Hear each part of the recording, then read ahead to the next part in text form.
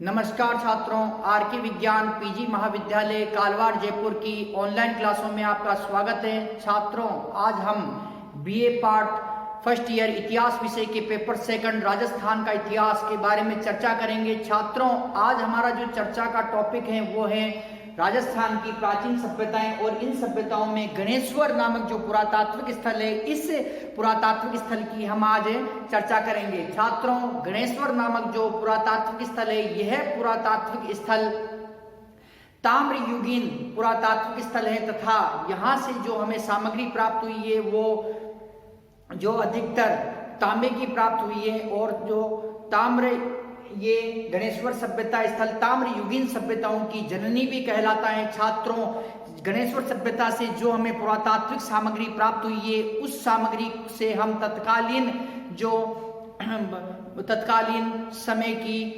समय के गणेश्वर नामक स्थान की, तत्कालीन समय के जो इस प्रांत की, जो राजस्थान का जो प्रांत है, इस प्रांत की हम सामाजिक, आर्थिक व धार्मिक स्थिति के बारे में पता कर सकते हैं। छात्रों, तो आज हम गणेश्वर नामक जो पुरातात्विक स्थल है, इसके बारे में चर्चा करते हैं। तो छात्रों, गणेश्वर नामक जो पुरातात्विक स्थल है, इसकी स्थिति, गणेश्वर पुरातात्विक स्थल,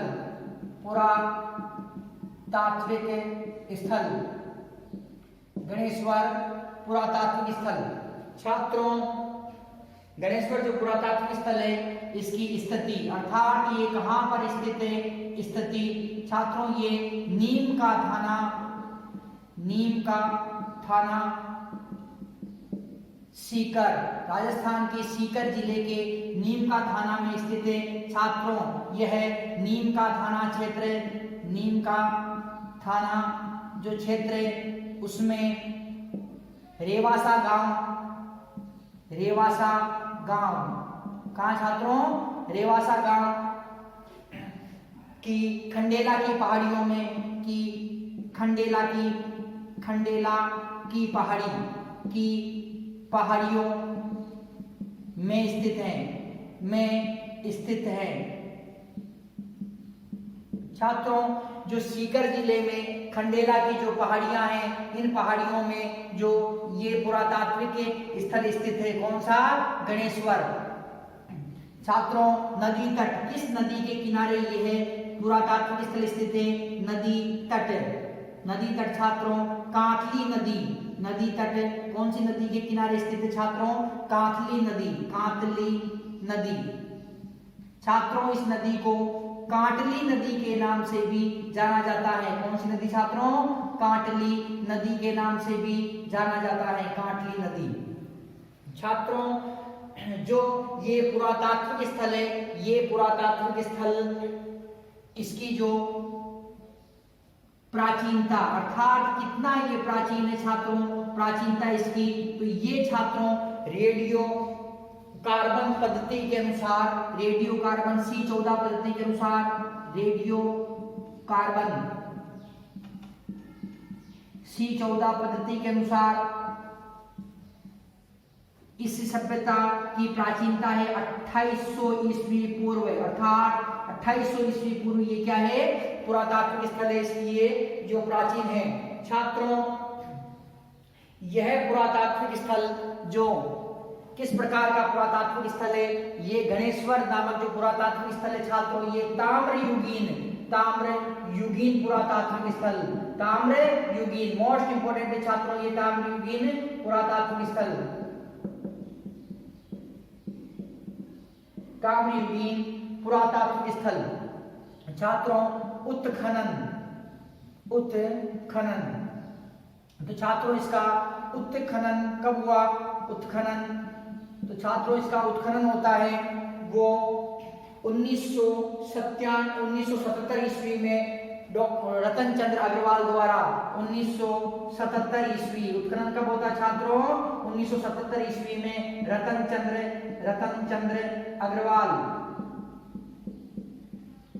चंद्र अग्रवाल द्वारा इसका क्या किया जाता है, उत्खनन किया जाता है। किसका उत्खनन हो रहा छात्रों, गणेश्वर नामक पुरातात्विक स्थल का। छात्रों, उपनाम इस गणेश्वर जो है, इसके गणेश्वर सभ्यता के उपनाम क्या है, गणेश्वर सभ्यता को अन्य किस नाम से जाना जाता है छात्रों, तो वो है प्राचीन भारत की ताम्र नगरी, प्राचीन भारत की ताम्र नगरी,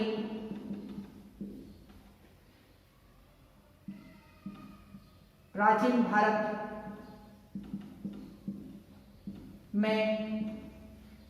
भारत में ताम्र युगीन सभ्यताओं की जननी, ताम्र युगीन सभ्यताओं की जननी,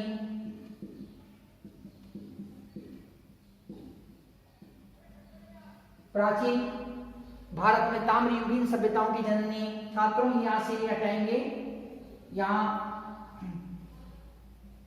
पुरातत्व का पुष्कर, पुरातत्व का पुष्कर, इसके उपनाम है छात्रों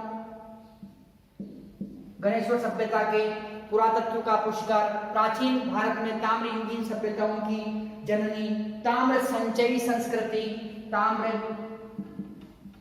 संचयी संस्कृति, ताम्र संचयी संस्कृति के नाम से इसे जाना जाता है। छात्रों भारत में जितनी भी जो ताम्र युगीन सभ्यताएं हैं उनमें सबसे प्राचीन जो क्या है ये ताम्र युगीन सभ्यता है। सबसे प्राचीन जो ताम्र युगीन सभ्यता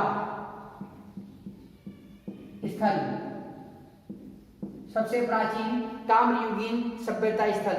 छात्रों जो गणेश्वर नामक पुरातात्विक स्थल है, ये पुरातात्विक स्थल सीकर जिले के नीमका थाना में स्थित है और नीमका थाना क्षेत्र जो कि नीमका थाना क्षेत्र में रेवासा गांव की खंडेला की जो पहाड़ियां हैं यहाँ पर इसकी जो गणेश्वर सभ्यता विद्यमान है, ये पुरातात्विक स्थल विद्यमान है। छात्रों जो नदी तट है अर्थात ये जो पुरातात्विक स्थल है ये किस नदी के किनारे, ये कांटली नदी, जिसे कांटली नदी के नाम से भी जाना जाता है, तो इस नदी के किनारे ये पुरातात्विक स्थल स्थित है। प्राचीनता अर्थात जो ये प्राचीन है, इसकी प्राचीनता है रेडियो कार्बन C14 पद्धति, रेडियो कार्बन C14 पद्धति के अनुसार इसकी प्राचीनता का अनुमान लगाया जाता है। तो छात्रों ये 2800 ईस्वी पूर्व प्राचीन है। कितना प्राचीन है छात्रों? 2800 ईस्वी पूर्व प्राचीन है। छात्रों इसके अतिरिक्त जो ताम्र युगीन पुरातात्विक स्थल है, कौन सा स्थल है? ताम्र युगीन पुरातात्विक स्थल है। यहाँ से जो उपकरण प्राप्त हुए हैं वो अधिकतर किसके प्राप्त हुए हैं? तांबे के यहाँ से उपकरण प्राप्त हुए हैं। सबसे प्राचीन ताम्र युगीन भारत के अंदर ये जो भारत में ताम्र युगीन सभ्यता स्थल मिले हैं उन सभी ताम्र युगीन सभ्यता स्थलों में सबसे प्राचीनतम जो ताम्र युगीन सभ्यता स्थल है वो सभ्यता स्थल कौन सा छात्रों? वो है गणेश्वर सभ्यता स्थल। छात्रों इस गणेश्वर सभ्यता स्थल का उत्खनन है, उत्खनन कब हुआ? 1977 के अंदर इसका उत्खनन करवाया गया रतन चंद्र अग्रवाल द्वारा। रतन चंद्र अग्रवाल जो पुरातत्ववेत्ता थे, इन्होंने 1977 ईस्वी में गणेश्वर सभ्यता का जो उत्खनन कार्य किया। गणेश्वर जो पुरातात्विक स्थल है इसे जो अन्य नामों से भी जाना जाता है वो नाम छात्रों इस प्रकार से पुरातत्व का पुष्कर, इसे क्या कहा जाता है? पुरातत्व का पुष्कर कहा जाता है। तथा प्राचीन भारत में ताम्र युगीन सभ्यताओं की जननी, मोस्ट इंपोर्टेंट है छात्रों, न्यूटेट में भी आपके लिए पूछा जाता है। तो छात्रों प्राचीन भारत में जो ताम्र युगीन सभ्यताओं की जननी के रूप में भी इसे जाना जाता है तथा ताम्र संचयी संस्कृति के नाम से भी इसे जाना जाता है। क्यों? क्योंकि छात्रों सर्वाधिक जो तांबे के उपकरण है वो कहां से प्राप्त हुए हैं? वो उपकरण प्राप्त होते हैं गणेश्वर सभ्यता से। छात्रों गणेश्वर नामक जो पुरातात्विक स्थल ऐसा स्थल है जो जहां से एक ही स्थान से भारत में सर्वाधिक ताम्र उपकरण प्राप्त हुए हैं, ताम्र उपकरण प्राप्त हुए हैं। एक स्थान से भारत में सर्वाधिक ताम्र उपकरण प्राप्त हुए हैं। कहां से? वो स्थान कौन सा छात्रों? गणेश्वर एक ऐसा स्थान है छात्रों भारतवर्ष में, भारत में एक ऐसा स्थान है गणेश्वर जहां से सर्वाधिक मात्रा में एक ही स्थान से तांबे के उपकरण प्राप्त हुए हैं। तो इस प्रकार से छात्रों जो ये गणेश्वर है, गणेश्वर नामक पुरातात्विक स्थल, गणेश्वर नामक जो पुरातात्विक स्थल है, इस गणेश्वर नामक जो पुरातात्विक स्थल है, यहाँ से अब जो हमें क्या क्या सामग्री प्राप्त होती है, उन सामग्रियों का हम जो अध्ययन करते हैं छात्रों। गणेश्वर से प्राप्त जो पुरातात्विक महत्व की सामग्री, गणेश्वर से प्राप्त पुरातात्विक महत्व की सामग्री।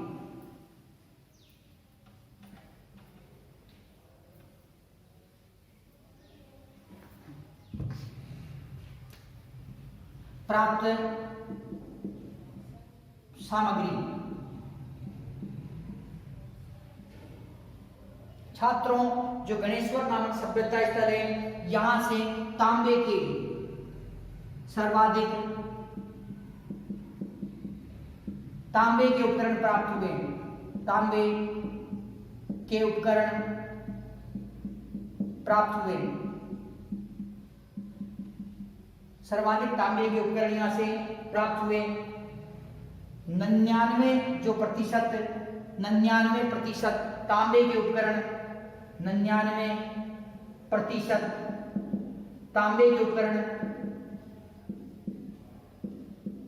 उपकरण गणेश्वर से प्राप्त हुए।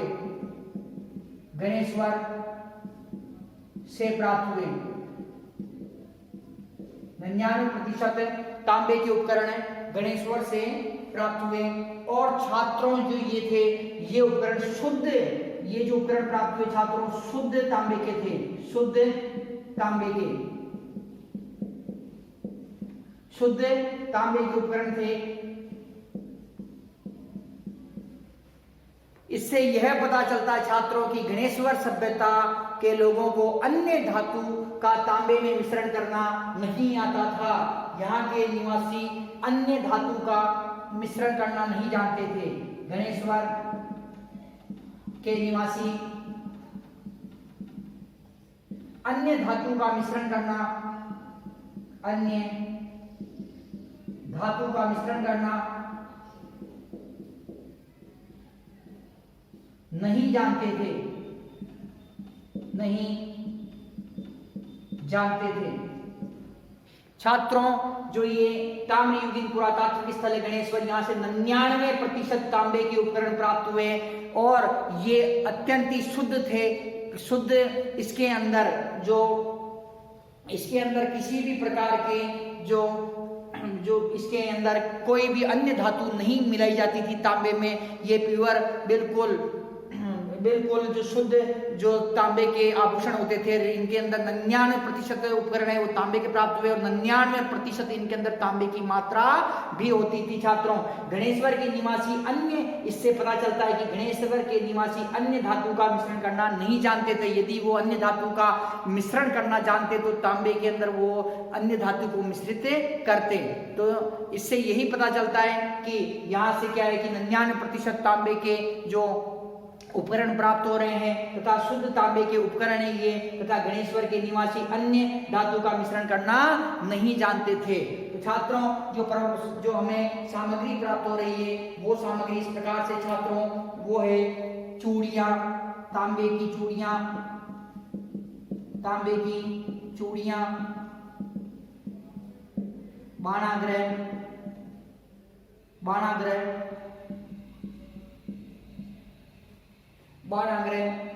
फरसे, कुल्हाड़ी, फरसे, कुल्हाड़ी, तीर,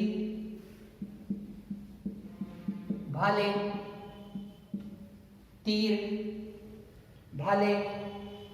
सुइयां, प्याले, तस्त्रियां,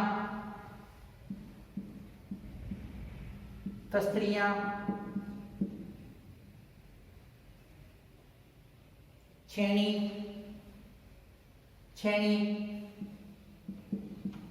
कुंडियां,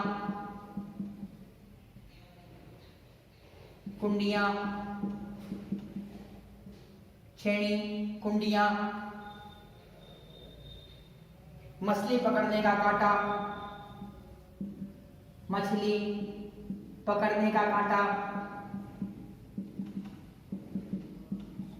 मछली पकड़ने का कांटा।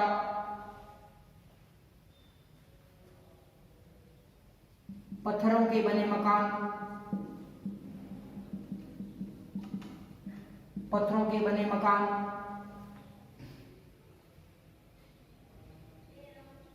छात्रों, जो हमें यहाँ से प्राप्त सामग्री होती है, उन सामग्रियों में सर्वाधिक जो सामग्री है वो सामग्री कौन सी है? तांबे की सामग्री, अर्थात तांबे के उपकरण हमें प्राप्त होते हैं। कहाँ से प्राप्त हो रहे हैं? गणेश्वर नामक पुरातात्विक स्थल से तांबे की चूड़ियां हमें प्राप्त हो रही है। बाणाग्रह, फरसे, कुल्हाड़ी, तीर, भाले प्राप्त हो रहे हैं यहाँ से।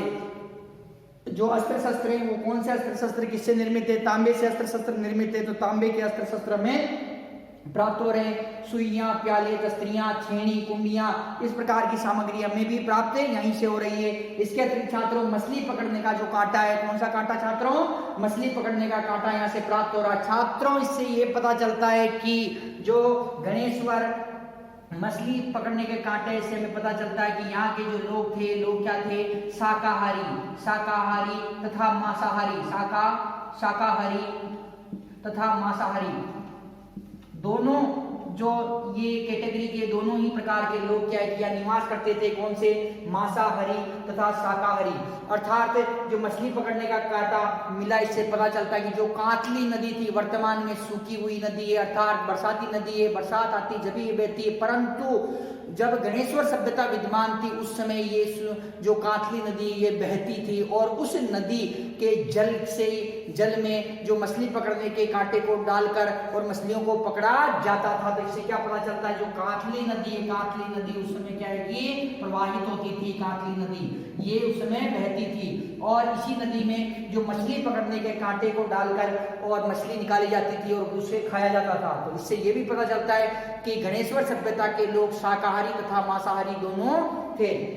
छात्रों, पत्थर के बने मकान प्राप्त हुए। कौन से मकान प्राप्त हुए? पत्थर के बने मकान प्राप्त हुए, इससे पता चल। और छात्रों, इसकी एक विशेषता और एक जबरदस्त विशेषता ये कि ईंटों का प्रयोग नहीं किया जाता था। ईंटों का प्रयोग नहीं। छात्रों, बागोर सभ्यता में ईंटों का प्रयोग किया जाता था। गणेश्वर सभ्यता और आहड़ सभ्यता में ईंटों का प्रयोग किया जाता था। कालीबंगा सभ्यता में ईंटों का प्रयोग किया जाता था, परंतु जो गणेश्वर नामक जो स्थान है, यहाँ से ईंटों का प्रयोग करने का उल्लेख नहीं मिला है। अर्थात किसी भी भवन के अंदर ईंटों का नाम मात्र भी प्रयोग नहीं हुआ है। यहाँ के जो मकान थे ये पूरी तरह जो पत्थरों से बने हुए थे, तथा अत्यंत ही मजबूत ये मकान थे। तो छात्रों, गणेश्वर सभ्यता के जो मकान थे उनमें जो पत्थरों का बने थे, पत्थरों का प्रयोग किया गया था। ईंटों का बिल्कुल भी यहाँ प्रयोग नहीं किया गया था। इसके अतिरिक्त छात्रों, यहाँ से जो हमें पत्थरों की एक दीवार प्राप्त हुई है। क्या प्राप्त हुई छात्रों? यहाँ से हमें एक दीवार प्राप्त हुई है बाढ़ से बचने के लिए। बाढ़ अर्थात जो कांतली नदी है, कौन सी नदी छात्रों? कांतली नदी, जिस नदी के किनारे जो ये सभ्यता विकसित है। कांतली नदी में जब बाढ़ आती थी, इस नदी के अंदर बाढ़ आ रही है, तो इस बाढ़ से बचने के लिए जो बांध के नुमा, अर्थात इससे जो सभ्यता थी इसके जो बांध नुमा क्या किया, जिसे बांध बनाते हैं, उसी प्रकार से एक बांध नुमा एक जो बाढ़ बना रखी थी, ताकि बाढ़ का जो पानी है वो पानी जो गणेश्वर के अंदर न आ सके, अर्थात बाढ़ से बचाव किया जा सके। तो विशाल जो पत्थर थे, इन पत्थरों को जोड़ कर, जो ये पत्थर थे छात्रों, इनको जोड़ के क्या किया गया कि जो बांध बनाया गया था, बांध नुमा एक दीवार बनाई गई थी। तो हमें यहाँ से क्या प्राप्त होता है कि विशाल बड़े बड़े पत्थरों की जो बड़े बाढ़ से बचने के लिए पत्थरों को जोड़ के विशाल बांध बनाया गया। क्या प्राप्त होता है छात्रों? हमें विशाल पत्थरों की बनी दीवार, पत्थरों की बनी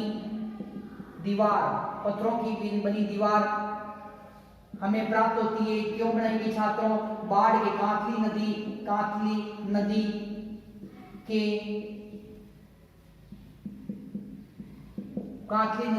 की बाढ़ से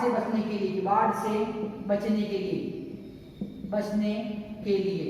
तो छात्रों, जो ये बाढ़ से बचने के लिए पत्थरों की दीवार बनाई गई थी, मजबूत पत्थरों की, ताकि इस नदी का पानी गणेश्वर में न आ सके। इसीलिए छात्रों ये पत्थरों की दीवार भी हमें यहाँ से प्राप्त हुई है। इसके अतिरिक्त जो छात्रों यहाँ से प्राप्त हुआ है वो है मृद भांड मिले यहाँ से, मिट्टी के बर्तन। कौन से भांड?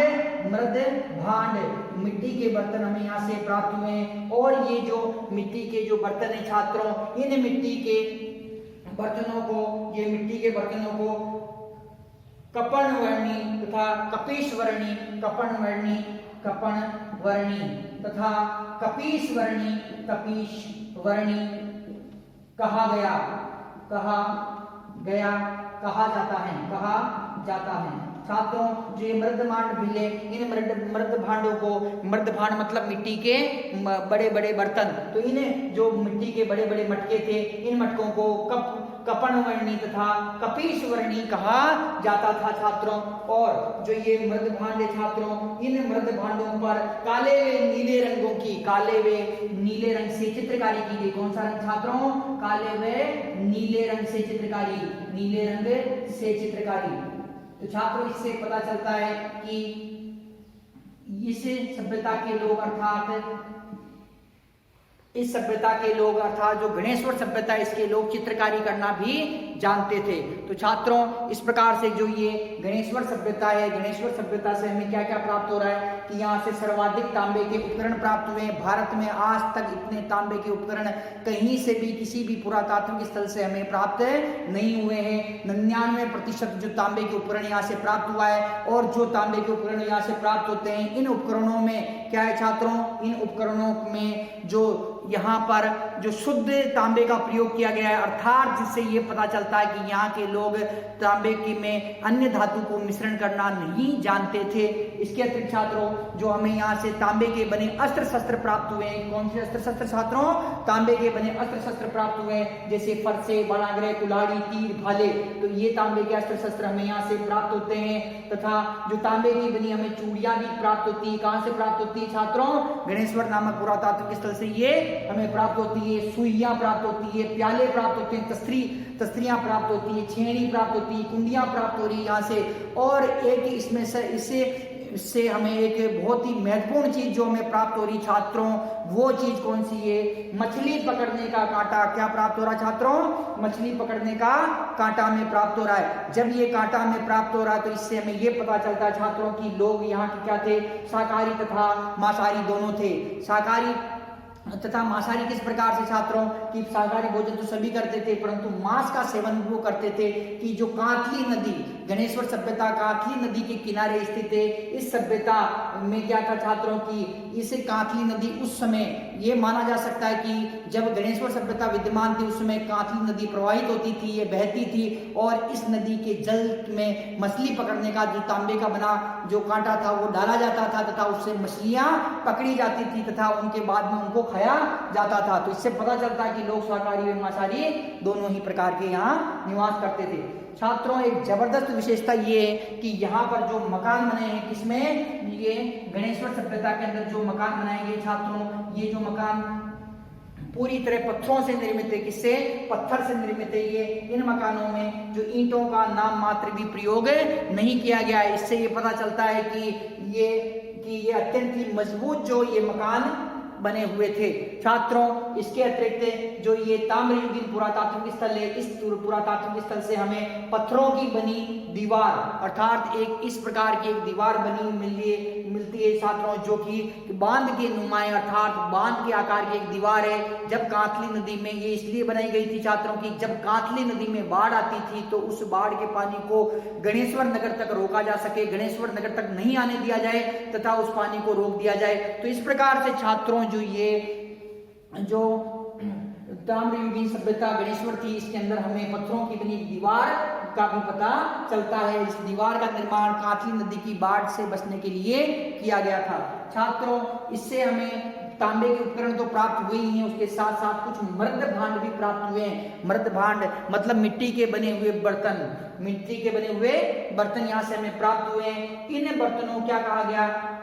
कपणवर्णी बर्तन, मोस्ट इंपोर्टेंट है छात्रों, ये न्यूटैट में पूछा जा सकता है ये कि कपणवर्णीय बर्तन हमें कहां से प्राप्त हुए, कपणवर्णीय बर्तन कौन से कहलाते हैं। तो छात्रों जो मृद भांड प्राप्त हुए हैं उसे कपणवर्णीय अर्थात कपिशवर्णीय भी कहा जाता है इन मृद भांडों को, तथा इस प्रकार के जो मृद भांड है इन पर काले व नीले रंग से चित्रकारी की गई थी। अर्थात ये मृद भांड जो है इस पर चित्रकारी किस प्रकार की हुई छात्रों, काले व नीले रंग की चित्रकारी की गई। तो इससे यह पता चलता है कि गणेश्वर सभ्यता के जो लोग थे, गणेश्वर सभ्यता के लोग जो चित्रकारी करना भी जानते थे। छात्रों जो गणेश्वर सभ्यता है ये गणेश्वर नामक जो पुरातात्विक स्थल है ये अत्यंत ही प्राचीन पुरातात्विक स्थल है। ये स्थल इस स्थल की रेडियो C14 कार्बन जो पद्धति है उसके अनुसार इसकी जो प्राचीनता देखी गई है, इसकी जो प्राचीनता है वो है 2800 ईस्वी पूर्व ये प्राचीन है। 1967 ईस्वी के अंदर रतन चंद्र अग्रवाल द्वारा इस पुरातात्विक स्थल की क्या की गई कि खुदाई की गई और यहाँ से हमें जो विभिन्न प्रकार की जो उपकरण प्राप्त हुए और इन उपकरणों में हमें जो 99% जो उपकरण थे वो तांबे के हमें प्राप्त हुए और ये उपकरण क्या थे, शुद्ध जो तांबे के थे। अर्थात इससे पता चलता है कि जो गणेश्वर के निवासी थे, गणेश्वर के निवासियों को इन जो तांबे के गणेश्वर के निवासियों को अन्य धातु का मिश्रण करना नहीं आता था और इसीलिए इन्होंने शुद्ध तांबे के जो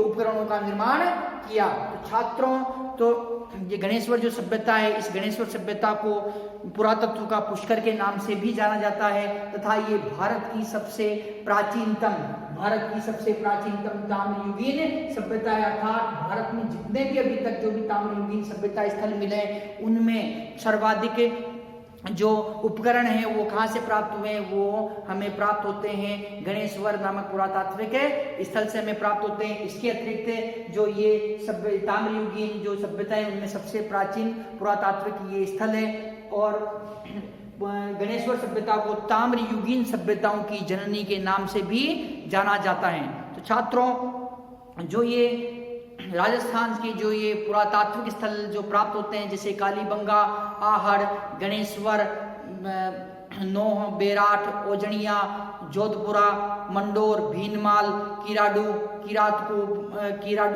अनूपगढ़, तरखानवाला डेरा, रंगमहल, पीलीबंगा, कालीबंगा, ईसवाल, बालाथल, बागोर। तो इस प्रकार के जो भी ये पुरातात्विक स्थल है इन पुरातात्विक स्थलों से जो सामग्री प्राप्त हुई है उन सामग्रियों से हमें तत्कालीन समय के जो राजस्थान की सामाजिक स्थिति, धार्मिक स्थिति व आर्थिक स्थिति का हमें जो पता चलता है। छात्रों जो ये सामग्री हमें प्राप्त होती है तो इनसे हमें उस समय के रहन सहन का पता चलता है, उस समय के खान पान का हमें पता चलता है, उस समय के लोग शांति प्रिय थे या युद्ध प्रिय थे तो उसका भी हमें पता चलता है। तो छात्रों जो अभी यहाँ गणेश्वर से एक मछली पकड़ने का कांटा हमें प्राप्त हुआ, इससे हमें यह पता चलता है कि यहाँ के लोग क्या थे, यहाँ के लोग जो मांसाहारी भी थे, अर्थात शाकाहारी तो थे ही, साथ में ही क्या है कि मांसाहारी भी थे।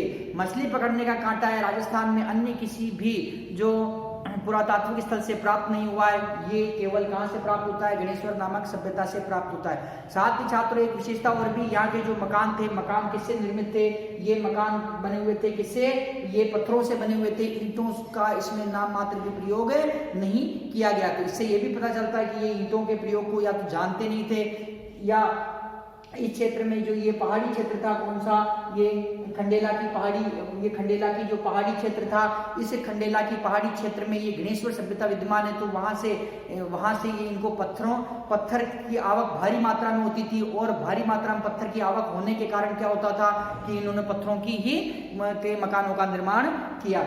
छात्रों इस प्रकार से ये इसके अलावा ये जो मृद भांड थे, इसे मृद भांड पे चित्रकारी करते थे, अर्थात ये चित्रकला से भी परिचित थे छात्रों। इसीलिए इन्होंने क्या किया कि जो मृद भांड अर्थात मिट्टी के बर्तन प्राप्त हुए तो यहाँ से जो काले व नीले रंग की चित्रकारी का भी प्रमाण हमें प्राप्त हुआ। तो छात्रों इस प्रकार से जो गणेश्वर सभ्यता है, गणेश्वर सभ्यता से जो ये पुरातात्विक महत्व की हमें सामग्री प्राप्त हुई है, इस सामग्रियों के अध्ययन से हमें तत्कालीन समय की जो गणेश्वर सभ्यता के लोगों की हमें जो सामाजिक स्थिति की जानकारी भी प्राप्त होती है तथा उनकी जो उन्हें आर्थिक स्थिति की भी जानकारी हमें प्राप्त होती है। क्यों? क्योंकि तांबे के सर्वाधिक उपकरण प्राप्त हुए। तो इसका मतलब क्या है? ये गणेश्वर जो सभ्यता था ये तांबे के उद्योगों के लिए प्रसिद्ध रहा होगा और तांबे के उद्योगों के लिए प्रसिद्ध था तथा इसके अतिरिक्त जो यहाँ के लोग ताम्र व्यवसाय से जुड़े हुए थे और साथ ही जो गणेश्वर नामक जो पुरातात्विक स्थल है यहाँ से हमें जो उस तत्कालीन समय की सामाजिक स्थिति, व्यापारिक स्थिति, राजनीतिक स्थिति तथा जो उस समय की हमें जो इसकी औद्योगिक स्थिति थी उसकी भी हमें जानकारी प्राप्त होती है। तो इस प्रकार से छात्रों जो ये गणेश्वर नामक पुरातात्विक स्थल है ये ताम्रयुगीन पुरातात्विक स्थल था। तो छात्रों इस प्रकार से ये जो गणेश्वर नामक जो सभ्यता स्थल है ये हमारा आज कंप्लीट होता है। नेक्स्ट टाइम हम नेक्स्ट जो टॉपिक पे चर्चा करेंगे। धन्यवाद।